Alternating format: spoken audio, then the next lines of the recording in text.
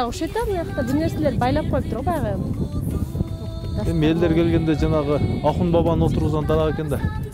Канча кулач экен? Азыр көрөбүз да. 2. Бүгүн эсептеп бүтпөйсүз го. 3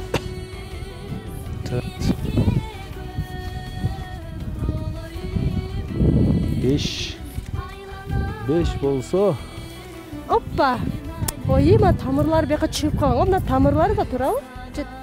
Тамыр эмеспи? 6. Бисмилла. Канча экен?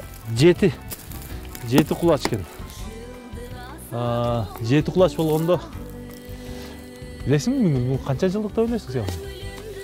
100 жылдай го дейм. Бирок менин маалыматым боюнча бул дарактын отургузулганына 5-6 кылым тегерек болгон дейт. Так ушул даракты башта айтып өткөм, жанагы Олия Ахун баба отургузган дейт. Ал ошол бул дарак анын ушул кыяматка чейин курубайт деп айтып жүрүшөт эми маалыматта. Мына ушундай сырдуу дарагы жайгашкан айылды биз бүгүн бекеринен тандабаган турбайбыз. Сөзсүз түрдө да бул айылда бул дарак менен кошо үңкүр, күмбөз, аябай эле бир өзүнө сырды тарыхый маалыматтарды көп камтыган. Бул көрсөтүүнү ошону ачып беребиз. Ооба.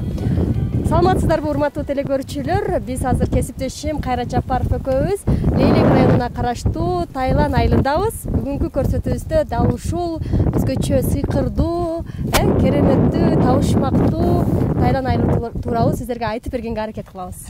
Кеттик анда. Кеттик. Бул жагынан жүрбөйсүңбү? Айланып. Жагынан барабыз. Охо, сонун айылга.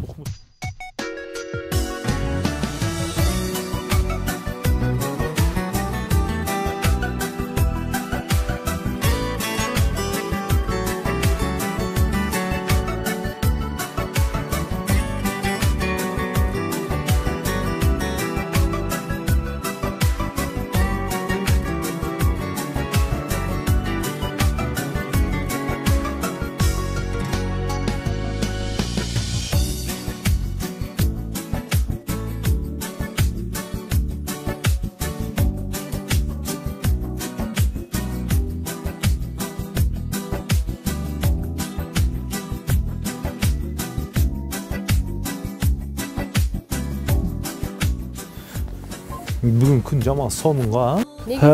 Айыл негизи толуу айыл экен, Эми карасаң, эми борбордон канчалык алыстыкта жайгашса дагы айыл ушундай асфальт экен. Кооздугу дагы башкача экен. Мал чарбачылык кармайт окшойт, жана негизинде мал чарбачылыгы окшойт. Малдарын айдап бүтүп баратканы го. Күндүн жылуулугун караңбы, бүгүнкү күнгө аябай күн жылуу болуп атат.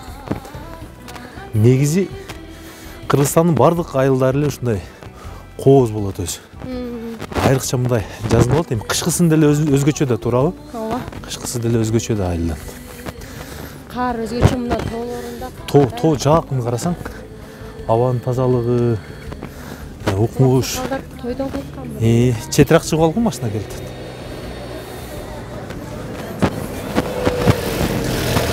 Мындай. Бийик экен да өзү мындай. Өйдө карап кетет экен да. Салам алейкум. Кандайсыздар? Сыздарбы? Мектеп ушул жерде экен да? Саламатсызбы? Салам алейкум. Салам алейкум.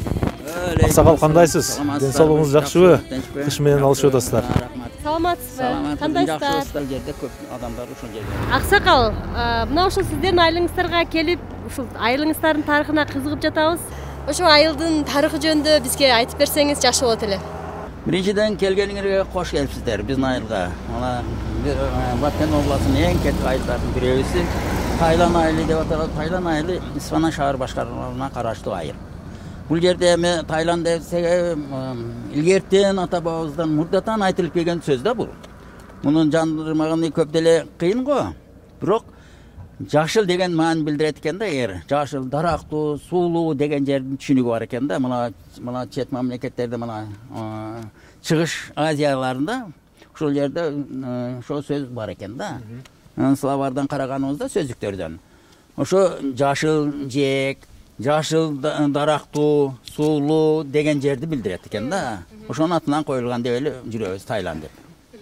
Демек Таиланд экен да бул мындай. Таиланд десеңиз Баткендеги Таиланд. Баткендеги Таиланд экен. Туппа туура. Аксакал, чындыгында айылыңыздар абдан кооз экен. Эми кышы жылуу, жазы салкын. Негиле айылдын аба ырайы кандай бул?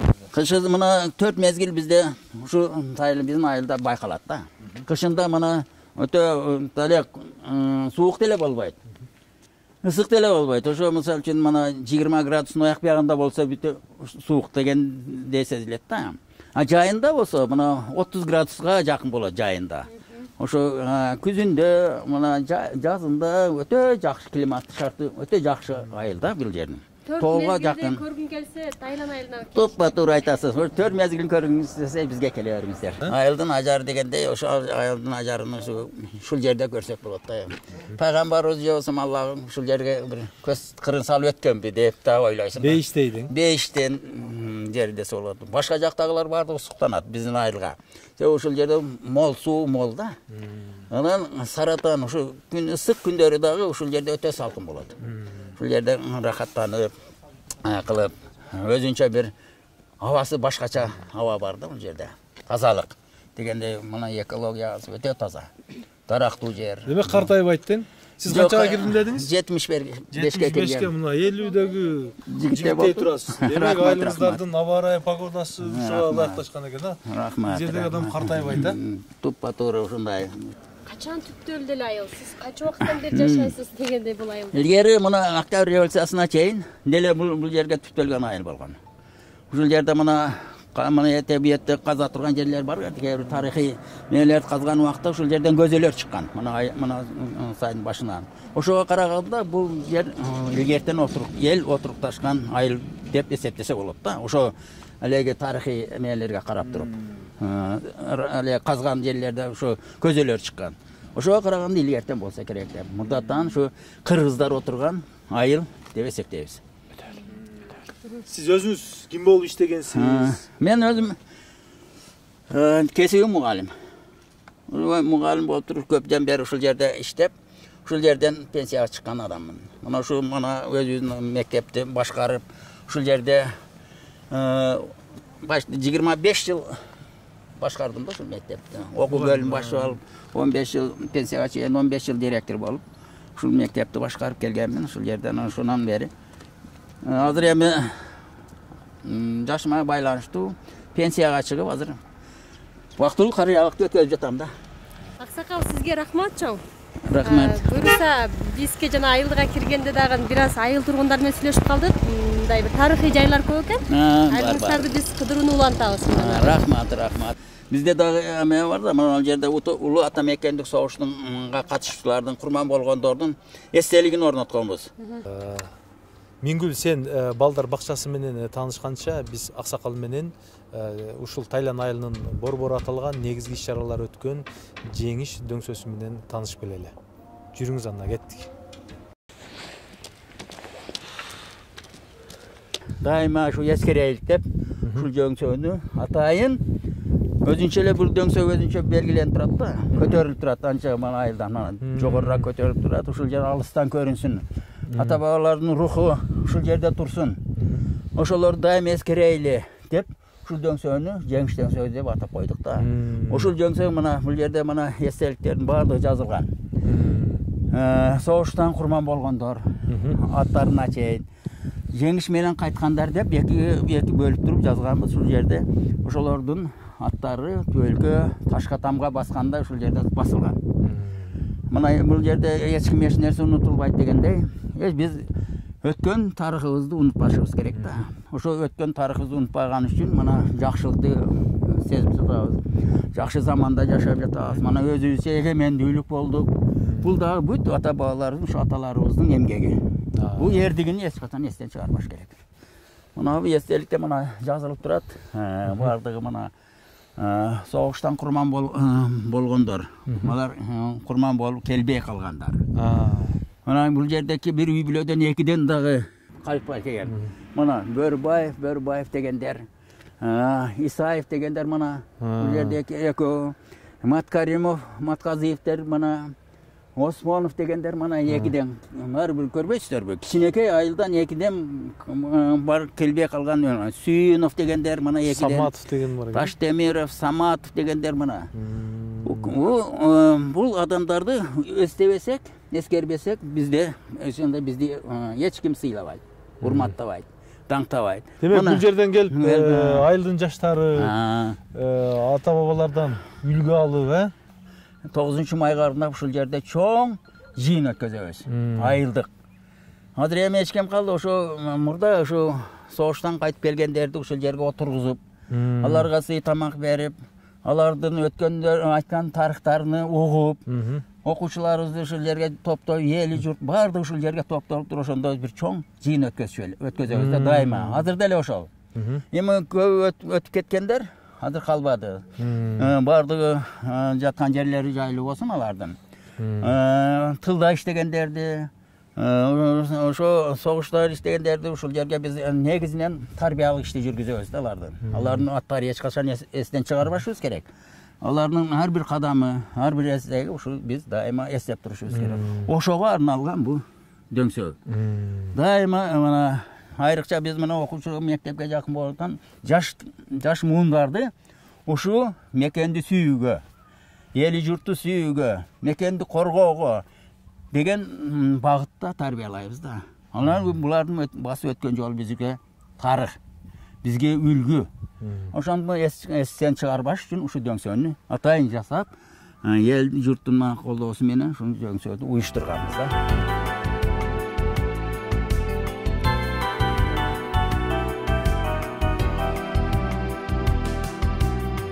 Айланасын толор бурчаган, кайда жүрсөм эстен чыкпаган, биздин айыл жердин сулусу, жылда барсам жылда суктанам. Биз азыр Тайлан айылындагы жападан жалгыз балдар бакчасынын алдында турабыз. Бул балдар бакчасы чакан болгону менен ушул айылдагы мектепке чейинки билим алууга муктаж болгон балдардын зарылчылыгын камсыздап келет. Эң негизгиси бул билим берүү мекемеси элдин демилгеси менен ачылган.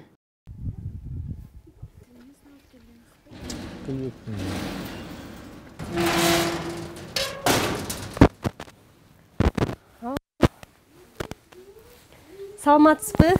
Кандайсыз? Саламатчылык. Жакшы келип калдыңарбы? Келгиле. Биздин азыр бул тайпабыз, орто тайпа. Кирсеңер болот. Жүргүлө. Саламатсыңарбы? Саламатсызбы. Кандайсыңар? Саламатсыздарбы? Жакшысыздарбы? Жакшы окуп атасыңарбы? Ооба. Биздин бул орто тайпабыз, бизде Акшола балдар бакчасында 3 экөөсү толук смендүү тайпа, бирөө кыска мөөнөттүү тайпабыз бар. Азыр бул силер көрүп аткан бул жердеги орто тайпанын тарбиялануучулары. Жалпы канча бала бар? Жалпы биздин бала бакчада 62 тарбияланып жатат. Ушул бакчабыз негизи 310 квадрат метр жерде жайгашкан. Ушундай кичинекей болсо дагы биз өзүбүзгө жараша шарттарды түзүп, ушул 62 балага билим тарбия берип жатабыз. Жүргүлө анда. Экинчи кенже тайпабызга Саламатсыздарбы? Саламдашабызбы? Саламатсызбы. Ширин балдар экен, а? Биз бул дагы экинчи кенже тайпабыз. Жаттак тайпа. Мында 20 бала билим тарбия алып атат.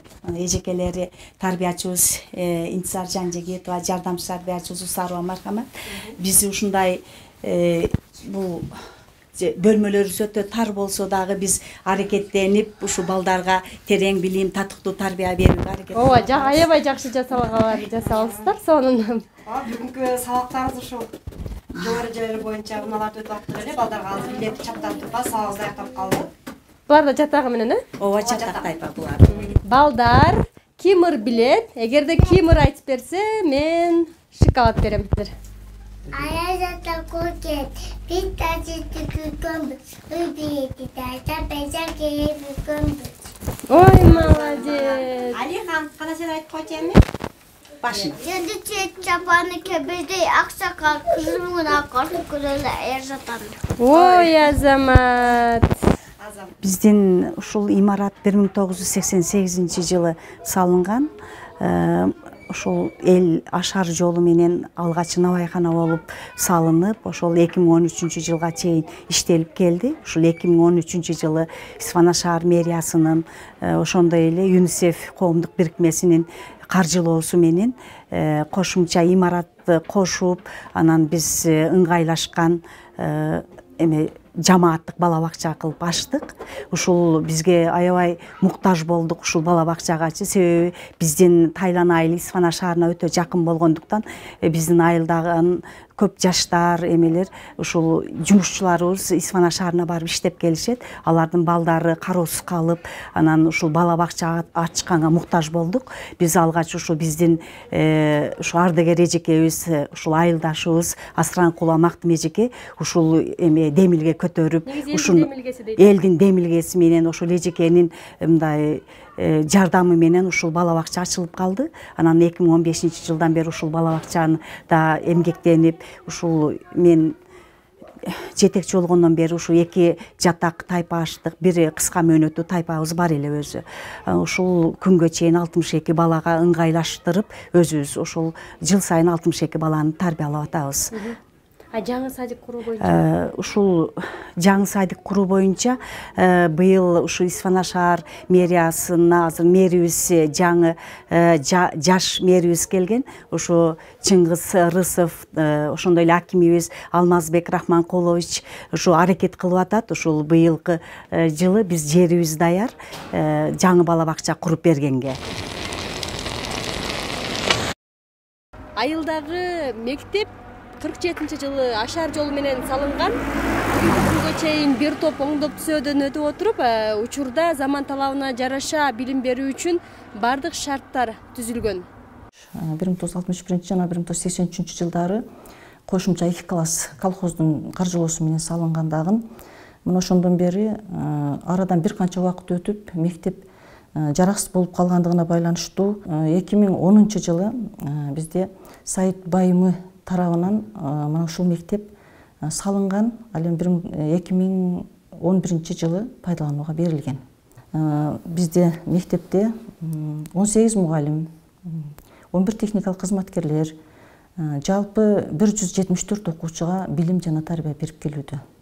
Негизи мектепте мугалимдердин педагогикалык составы бардыгы толук, кадрлар баары жетиштүү. Мектепте мугалимдердин арасында 3 билим берүүнүн мыктысы, 5 билим берүү жана илим министрлигинин ардак грамотасынын ээси жана бир канча областтык жана райондук деңгээлдеги ардак грамоталарды алган менен тажрыйбалуу мугалимдерим эмгектенип келет. Мектепте негизги биздин максатыбыз окуучуларга азыркы мезгилде жаңы заманбап технологиялардын жардамы менен инновациялык ыкмалар менен сабактарды өтүү, окуучулардын билим сапатын көтөрүү жана ошону менен бирге окуучуларды бир адептүү инсан болууга тарбиялоо биздин негизги максатыбыз.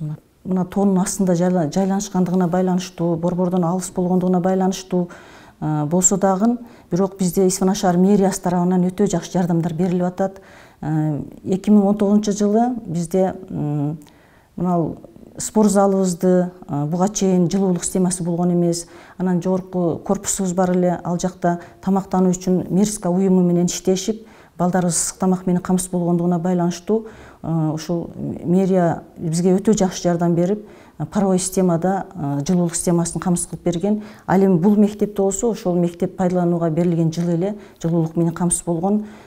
Исфана шаар мэриясы көмүр менен, электр энергиясы менен үзгүлтүксүз бизди камсыз кылып турат. Негизи шарттардын баары түзүлгөн. Азыркы учурда биз мына билим берүү жана илим министрлигинин жардамы менен келечекке карай билим алуу деген долбоордун алкагында мектепке 20 компьютер келип атат. Бул компьютер окуучулардын ушул азыркы технологиялар менен иштөө жөндөмдүүлүгүн арттыруу жана окуучулардын ушул азыркы инновациялык ыкмалары менен балдардын билим деңгээлин көтөрүү деген максат менен келип атат.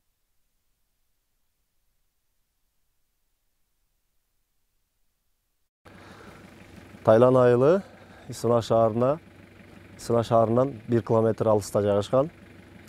Тайлан айылында 350 кожолук бар. 1365 та население бар. Тайлан айылында bir мектеп бар, bir ФАП бар, bir садик бар. Миңгүл, билесиң, негизинен ушул Кыргызстанда ушундай жана сырдуу, табышмактуу жерлер абдан көп. Анын ичинде мына биздин Баткен областында дагы ушундай жерлер көп да. Мына ушул азыр биз келген мына Асти Ахун баба деп коет экен. Бул жерде аны өзүнчө бир өзүнө көп тарыхты сырларды камтыган. Assalamu алейкум. Алейкум ассалам. Кандайсыз? Саламатсыз. Жакшысызбы? Жакшысыңарбы? Келгиле. Кандай, келип калдыңарбы? Жакшы биздин жерге. Сиз ушул жерде карайт окшойсуз? Мен ушул жерде. Ахун баба деген ушул жерде, мен ушул жерде. Адамдар келгенде телефон кылып чакырат, келип күтөбүз. Бул жерде эмне сыйынып кетишеби же эмне үчүн келишет? Бул эски Ахун баба деген бул өтө ыйык адам болгон. Кудайга жакын айтканы болуп турган да. Ошого азыр бул жерде келген адамдар баласыздар келет, бала көрбөгөн, перзент көрбөгөндөр келет, ооругандар келет, жара чыккандар келет. Ошондон Кудайдан сурап эмгек кылгандар келип балалуу болуп кетишет. Анан муну жара пара болсо топурактарын сүркөшөт, ошонун жаралар кетишет.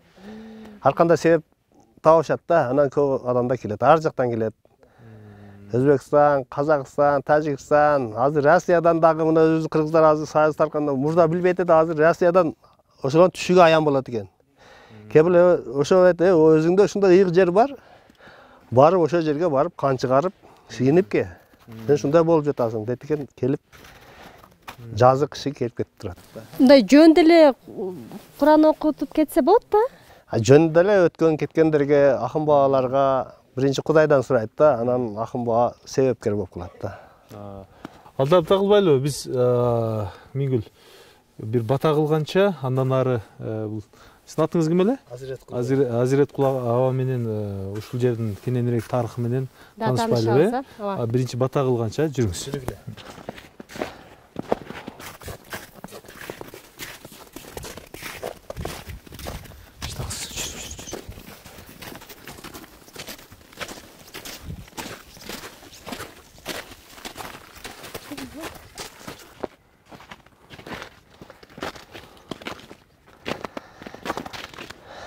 Мына ушундай олтурак.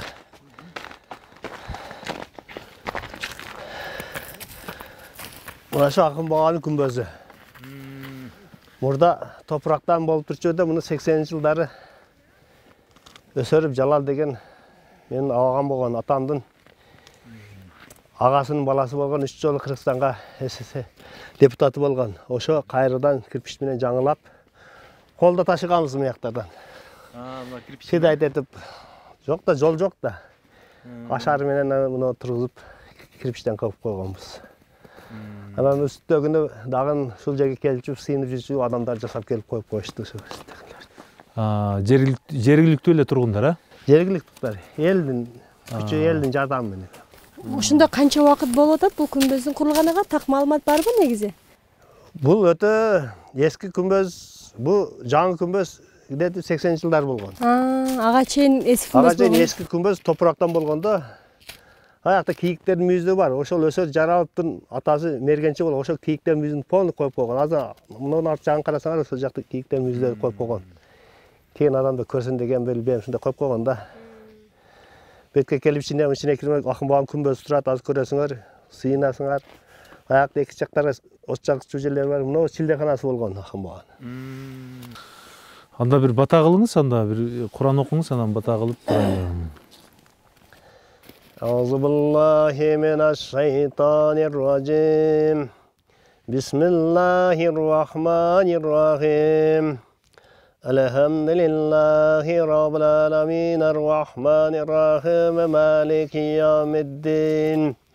İyyâke na'budu ve iyyâke nestaîn. İhdina sıratal müstakîm, sıratal lezîne en'amte aleyhim. Gayril mağzûbi aleyhim veleddâllîn. Bismillahirrahmanirrahim. Kul huvallahu ehad, Allahu samed, lem yelid ve lem yulad ve lem yekun lahu kufuven ehad. Subhane rabbike rabbil izzati amma yasifin. Ve selamun alel mursalin. Elhamdülillahi rabbil alemin. Hilamin. Peygamberlerimize, sahabalarına, übilesine, Müslümanlarına, Peysa bila şükran soğumunu cem etkinlerine ağaçlar. Ahım boğam kollar bilsin. Allah. Cillerin emeleri. Аттары. Аттарын жазған да. Естіп қандай. Bismillahirrahmanirrahim. Adamlar kelген адамдар бұл жерге келіп, өздерінің ақ суптары бар, материалдары бар, мұны таштап қойып, мұны жерге чырақ қойышады. Арқандай орылар, бойында барлар, төрөгөндөр, шу жерге чырақтарды қойып, бұл жерін айландырып, шыпырғымен айланып шыпырады. Баяғы шаға кішіне будай, судай, арқандай күріш кішіне таштап қояды, ошоны кемізі тауып алса, ошо озға салып жейді да. Тауыпса күріш болып қалса күріш, будай болса будай, қандай ұрық болса еле жегіш тұрған болса озға салып соны жеш керек. Чырақ күйгізгенге жай қылып қойдыңыз, сіздер қылғансыздар бұны? Шындай жасап қойғансыздар? Чырақ қойшы жер да. Бұл жерге қояды, екі чекесіне қояды, күмбезге қояды. Балалы болғандар, анам... Орықшандар, әркім келіп өзінің емесін қылы береді, әрқандай. Шаштарын алдырып келіп, шаштарын алып кетеді, баласы тұрмағандар барды. Кете береді, бала тұрмайды, ошолар келіп шаштарын қойып, атын тұрғын бай, тұрды көл дегендер қойып, баласы тұрып қалса, кейін дағын төрелесе, дағын келіп, мал алып келіп, құдай қылып, шындай тықып кете береді да, солар. Негізінше. Кейінен құдайдың айтқандай болады ден.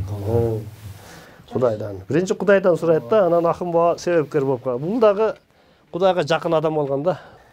Бұларды мені атам айтқан, мен чоң атам көрген емес, атам айтты, ошо өсөр алып келіп, аты өсөр болған, ошо кіші алып келіп қойған, ошо кийіктер мүйіздешіп еді да. Сіздің чоң атаңыз, атамдан ағасы. Мұнау қорсам, кейін ақын бағана кейін да бір исфададан келіп, саттар деген, ешан деген кіші келіп, ошағы шақты қылып жүріп, шоны күмбезді мұнау. Мұнау чилдехана болады. Бұл чилдехана мұсылманшылық айтқанда илимге сусап, чаңқап, Құран жаттай тұрған, мұсылман кітептерін оқып, шөйті өзі сіңіре тұрған жай да негізінен. Бұл қанша болды бұны құрылған? Бұл дағы ескі, шу ақын бағаны уағыда болған негізінен. Кейін бұрағандан кейін қайрадан түреп шипырлап қойғанбыз да. Бұл топырақ еледі, жерде еледі, төле болып жатқан. Аз келсеңер көресіңер. Бисмиллахиррахманиррахим. Бұл мына ескі емелері о, дей ма? Стойкалар көріп тұрады, ескі. Жер төле болғанда, жер насыға топырақтар қалыңдығын көрдіңер мұна. Мұна жер намаз оқи тұрған, кішкене мешітте жері болғанда, шоға намаз оқып жатқан. Шөті шілдеге келген адам мұна жері, мұна намаз оқи тұрған жері болған. Бұл жағыда не? Бұл жақ не? Ақын бағаны ғары де мұна жерді айтады да, мұна үшін. Несі деп? Үңкір ұшыл бұл? Үңкір мұна үшін. Ақын бағы шына кіріп кетеді екен, бияғы Ленабаттан, Тажикстандан, же Өзбекстандан шықшы екен де енді. Ал енді Құдайға жақын ағылды, шуда кірген, аяқта жүре өрген да. Ошондай түшініп болғанда. Енді мұның ішінде жол жоқ болса керек. Бірақ ешкім кіріп көрген емес бандан кейін? Ешкім көрген емес, аяқтар топырақтар басып қалған да. Бүтіп қалған, кіріп болмайды. Құдайға жақында сүф десе бар болып, сүф десе жоқ болып тұрғандай еле сөз да бұл. Азыр мынауның тереңдігі қаншалық ем? Ешқанша емес. Аяқтан кішкене тазалап, топырақтарын кішкене тазалап қойып. Мұндай кіріп көрмеймін бе бәға? Батасыз ба? Кірсең бір кіріп көр. Батан ба? Жатып кет топыр. Топырағы ям дары болады. Сөйкенсең іштеке болады. Қорқынышты емес пе? Жоқ. Адамда кіреді да, осы өткечен кішкене өткечен кіреді. Қандай кіреді? Кішкене дан чоңғай тұқыға тұреді. Кішкене тазалап, аяқтарын тазалап, білмен, дан не қылып қойған аяқ. кайрадан Ленин атка кетип калган Кайратка.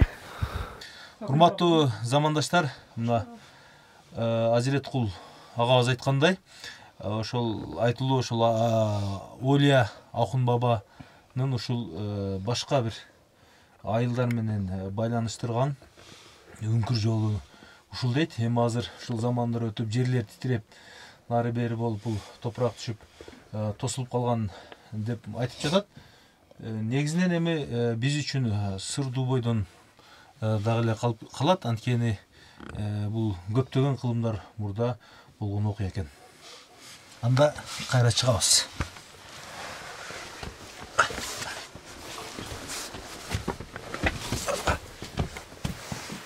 Не экен? Чоң эле экенчи? Чоң экен, андан ары кетип болот экен да. О жерге келип, экиге намаз окуп кетишет, келгендер. Жайнамасы. Жыракылат, баары окуп кетишет айраттан алып. Мына кышкы күнү мына чыккан немелер түшүп ташат, булар тазаланат азыр. Жүргүлөр аяка чыгабыз дагы. Бас. Жүрөм, мен сиздин аркаңызда.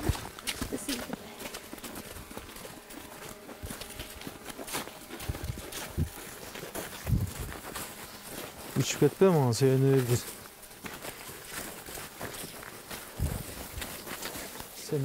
Жүргүлөр эми мына жака бирак.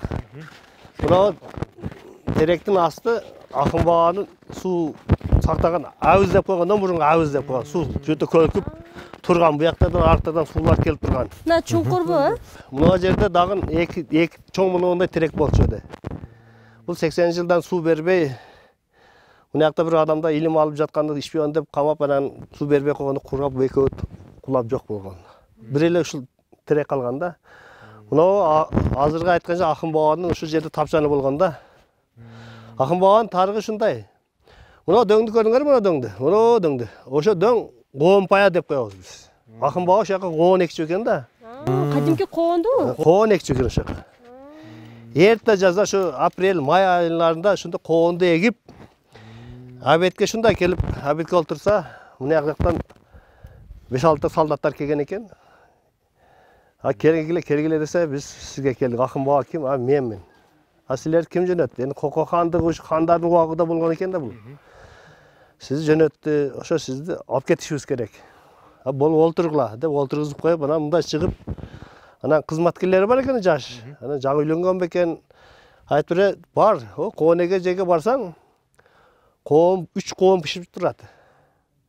Барып, бирөө калсын, экөөнү алып келгин деген.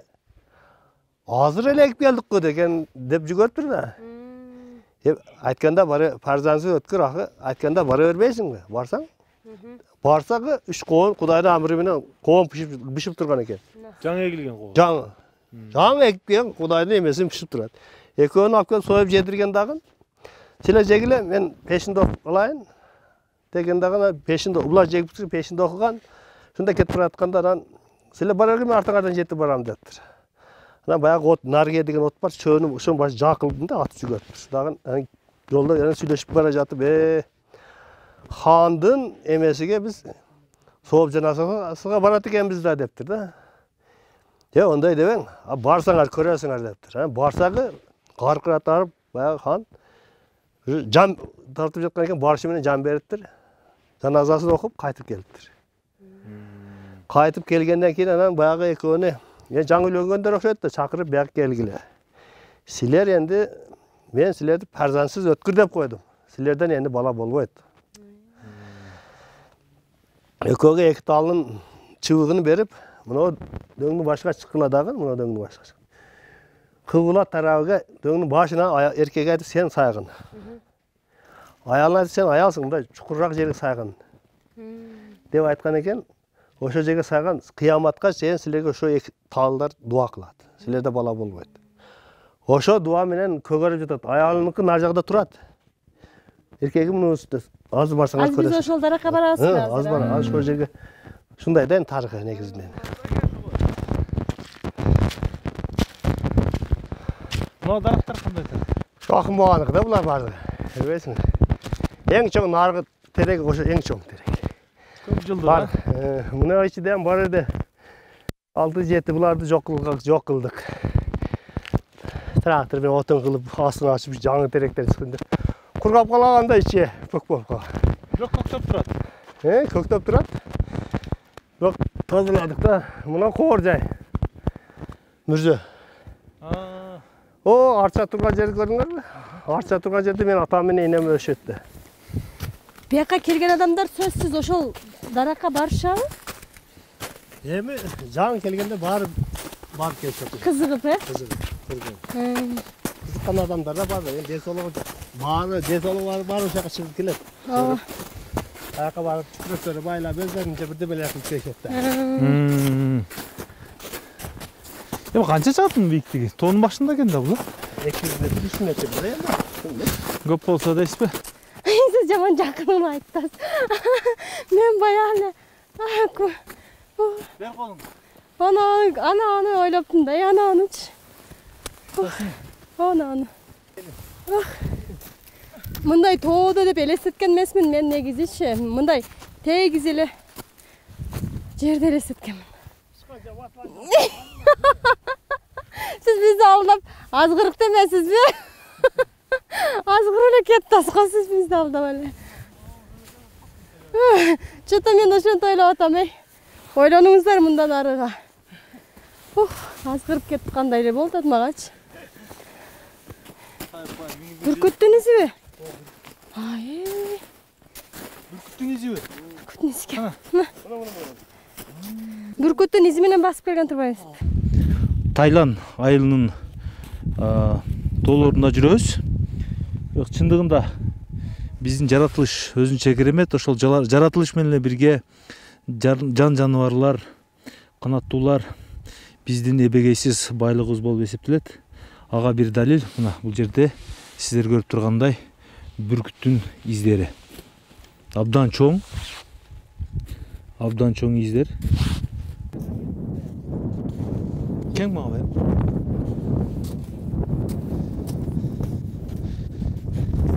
Яка эми шамал келди го. Охо.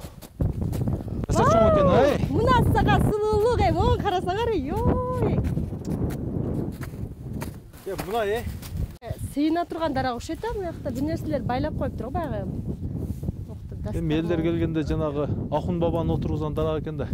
Биз азыр ошол айтылуу Олия Ахун баба отургузган 5-6 кылымдын тегереги болуп калган дарактын жанында отурабыз. Ушул дарак жөнүндө бир кененирээк маалымат алуу үчүн биз азыр Азиреткул абабызга кайрылабыз. Эми айтсаңыз, бул дарак мына бул жерде эч кандай суу жок экен. Бул кантип көктөп турат? Ушул боюнча айтып берсеңиз.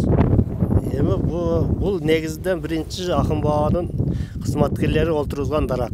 Бул энди Ахун баба буга дуа кылган. Шунчалык энен Ахун бабанын дуабы Кудадан болгонбу? Ахун баба өтө Кудага жакын адам болгон. Кудадан не сураса ошону берип турган да. Ошондон болсо керек. Бул мына көрө өзүңөр көрүң, бул жагы сай, ал жагы сай, бу жагы тоо, бу жагы ылдый жак. Эч кандай бе суу көгөрүп жатат бул жерде.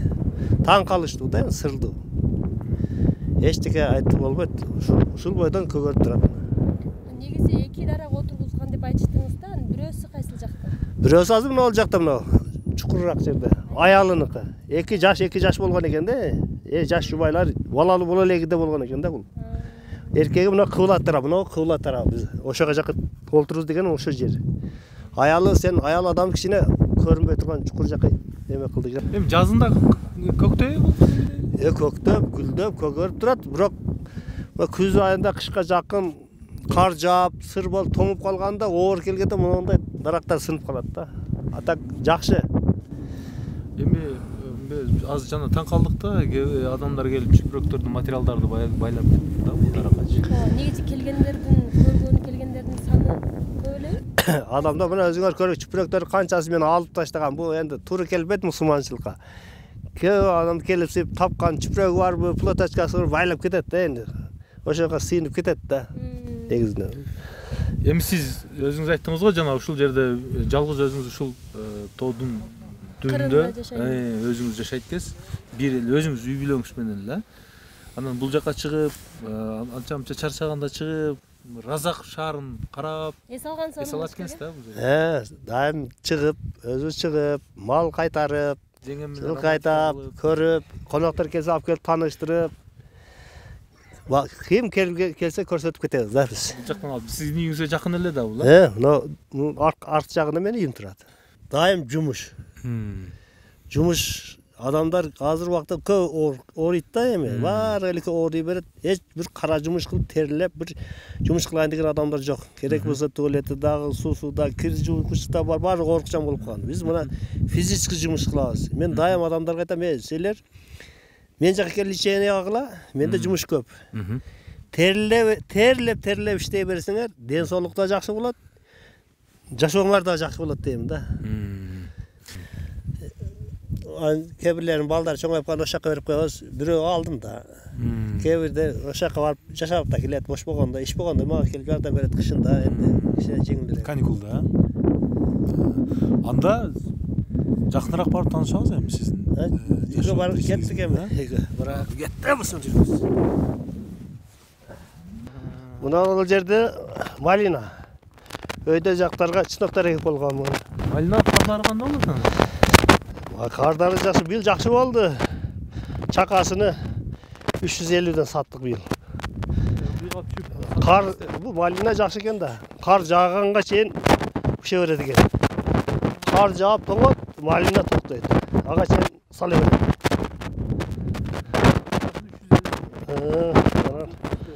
Клиенттер бул жайлоодун малинасы жакшы да болот экен да. Вареница адамдар уже клиенттер өздөрү заказ этет. Мен алып барып эле берем. Чыдабаганы келип өздөрү алып кетет. Малинаны?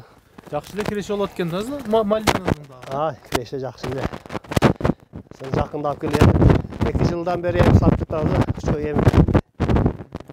Анан нар жакта чыноктор экенбиз. Өйдө жактарында. Ылдый жакта огородторго картошка келет, помидор, бадырын, болгар, жашылчаны бар эле өсөт.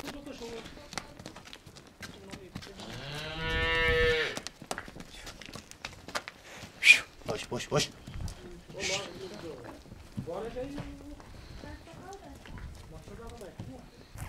Эже ар бир күн эртең менен мына ушундай башталабы? Ооба, ушинтип баштайбыз. Эртең менен туруп ушинтип уйларды саап. Негизи канча уй сайсыз? Кышында 4 уй саймын, кызым. Ушул. Күн сайын эмне менен өтөт күнүңүз? Сыйыр сайсыз, дагы эмне болот андан ары? Сыйыр саймын, сыйыр сүттөрүн тартам, каймак чыгарам, айран кыламын. Жумуш менен болуп, күн өткөндө сезбеймин. Кайтып айылга барсам, зерип кетем, жүрөгүм сыгылып кетет. Ушу жака көнүп калдым окшойт. Экспедицияга келип турабы? Жазында келишет, кышында деле келишет. Эже келиңизчи, мен дагы бир саат сиздин түйшүгүңүздү татып көргүм келип атат. Макул, ал. Эч нерсе кылбайбы, теппейби? Жок, кызым, теппейт. Сай бер. Сүттү эмне кастар? Кышында сүттү. Баламдын сехи бар, булочный сех. Булочный сех иштетет. Айранны, каймагыны балдар жейт. Каймагыны өзүбүз жегенибизден кийин сүтүнү, айраныны сехке берем, булочка чыгарышат, кекис, ошолорго жумшайт, пряник чыгарышат. Жазында болсо курут май жасаймын. Жазында канча уй сайсыз? Жазында 10-15 уй сайбыз. Негизи жашоо оорбу бул жакта, тиричилик? Көнүп калганбыз. Жумушка көнүп калганбыз. Чарчабайсыз деле? Жок, чарчабайм. Негизи жырга болуш керек, баягы күн сайын таза. Таза хаба. Тамак азыктанып, ошондой. Жазында бүт неберелерим келет. Жазында. Кышында десат мектептерге барат, каникулда баары келишет. 4 уул, 1 кызым бар. 11 неберем бар. Бирок жаш көрүнөт экенсиз же. Балким көп эмгектенген адам жаш көрүнөт деген сөз чын туура окшойт. Ошондой окшойт. Урматтуу телекөрүүчүлөр, мен азыр Тажикхан эженин бир күндүк эмгегинен бир кайсы бир бөлүгүнү байкап көрдүм. Тажикхан эже кышында 4 уй сааса, жайында 15 уй сайт экен. Чынында сизге баа бериш керек, эмгегиңизге таазим.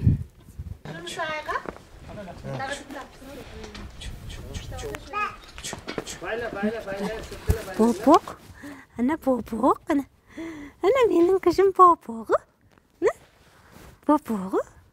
Моде. Бобокторду жылуурабы нар жака камайбыз да. Бияга тамга турбайбыз.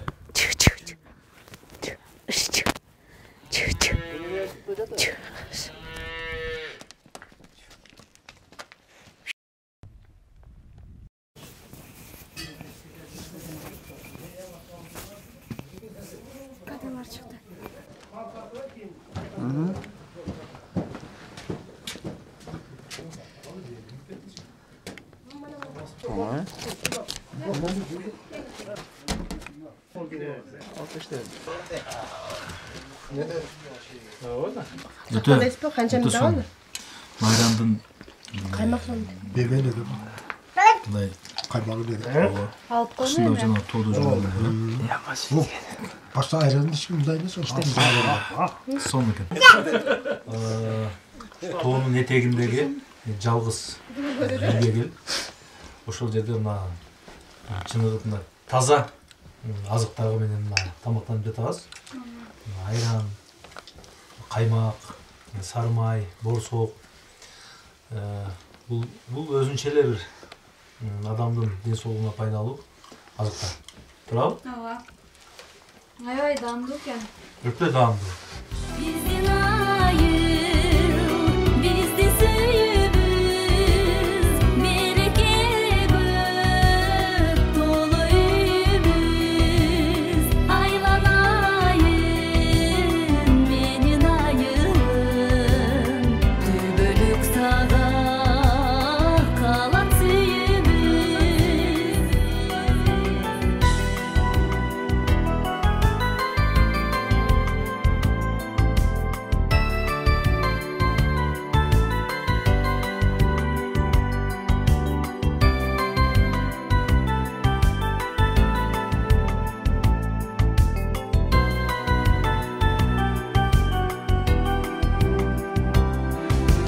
Ыйыктыгың сенин билемин, дайым таза сага тилегим. Алыс жакта иштеп жүрсөм да, сен деп соготтай. Шуну менен биздин Leylek районунун Тайланд айылына болгон сапарыбыз аягына чыкты. Биз бүгүнкү чыгарылышта кесиптешим Кайрат Жапаров жана жалпы чыгармачыл топ айылдын тарыхын изилдегенге жана андагы сырларды ачканга аракет жасадык.